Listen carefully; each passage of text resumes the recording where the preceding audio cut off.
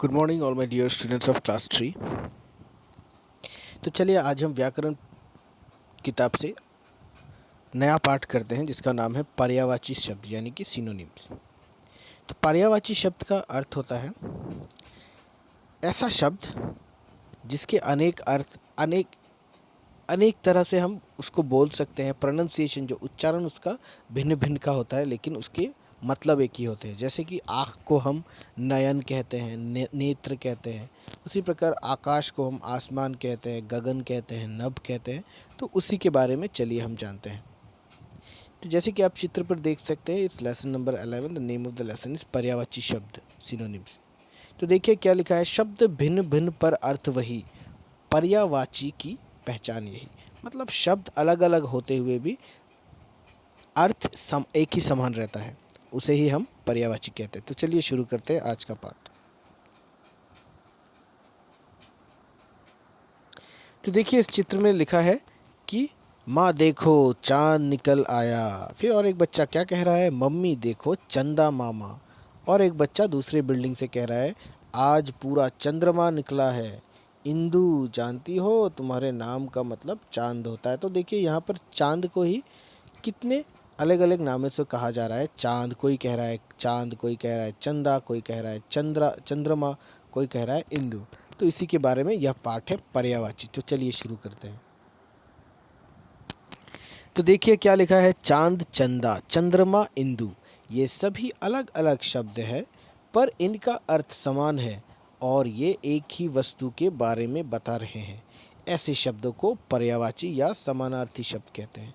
तो किनको हम पर्यायवाची शब्द या समानार्थी शब्द कहते हैं, जिनके बोल उच्चारण अलग हो लेकिन उनका अर्थ एक ही हो, उन्हें हम पर्यायवाची शब्द कहते हैं। जैसे चांद, चंदा, चंद्रमा, इंदु, ये सभी चांद को एक ही शब्द को कह रहे हैं, जिनका शब्द उच्चारण अलग है लेकिन उनका अर्थ एक ही है। इन्हीं को हम पर्यायवाची शब्द कहते हैं। तो देखिए नीचे लिखा है, एक जैसे अर्थ वाले शब्दों को पर्यायवाची या समानार्थी शब्द कहते हैं। जिनका अर्थ एक जैसा हो उन्हें हम पर्यायवाची या फिर समानार्थी शब्द कहते हैं। तो चलिए हम कुछ और पर्यायवाची शब्दों के बारे में जानते हैं। देखिए कुछ शब्द लिखे हैं और उनके पर्यायवाची मैं पढ़ दे रहा हूँ, आप सभी बच्चे इनको ध्यान से पढ़िएगा। जैसे सूरज, पर्यायवाची क्या क्या है देखिए, सूर्य, रवि, दिनकर। उसी प्रकार हवा, वायु, समीर, अनिल, पानी, नीर, जल, वारी, पेड़, वृक्ष, तरु, विटप, आकाश, आसमान, गगन, नभ, वर्षा, बारिश, बरखा, बरसात, रात, रात्रि, रजनी, निशा, संसार, विश्व, जग, दुनिया। मैं फिर से दोहरा देता हूँ। सूरज के पर्यायवाची शब्द है सूर्य, रवि, दिनकर। हवा का पर्यायवाची शब्द है वायु, समीर, अनिल। पानी का पर्यायवाची शब्द है नीर, जल, वारी। पेड़ का पर्यायवाची शब्द है वृक्ष, तरु, विटप। आकाश का पर्यायवाची शब्द है आसमान, गगन, नभ। वर्षा का पर्यायवाची शब्द है बारिश, बरखा, बरसात। रात का पर्यायवाची शब्द है रात्रि, रजनी, निशा। संसार का पर्यायवाची शब्द है विश्व, जग, दुनिया। तो चलिए और कुछ पर्यायवाची शब्दों के बारे में हम जानते हैं।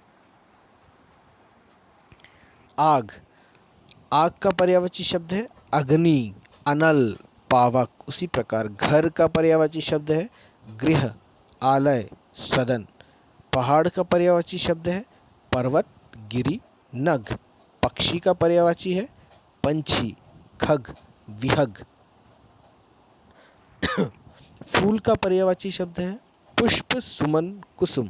आँख का पर्यायवाची शब्द है नेत्र, नयन, लोचन। शरीर का पर्यायवाची है तन, बदन, काया। मित्र का पर्यायवाची है दोस्त, साथी, सखा। तो आज हमने पर्यायवाची शब्दों के बारे में जाना। तो पर्यायवाची शब्द का मैंने आपको अर्थ भी बताया, जिनका उच्चारण अलग अलग होता है लेकिन उनका अर्थ एक ही होता है। मैं चाहूँगा कि आप सभी बच्चे इसको अच्छे से पढ़ें। तब तक के लिए धन्यवाद।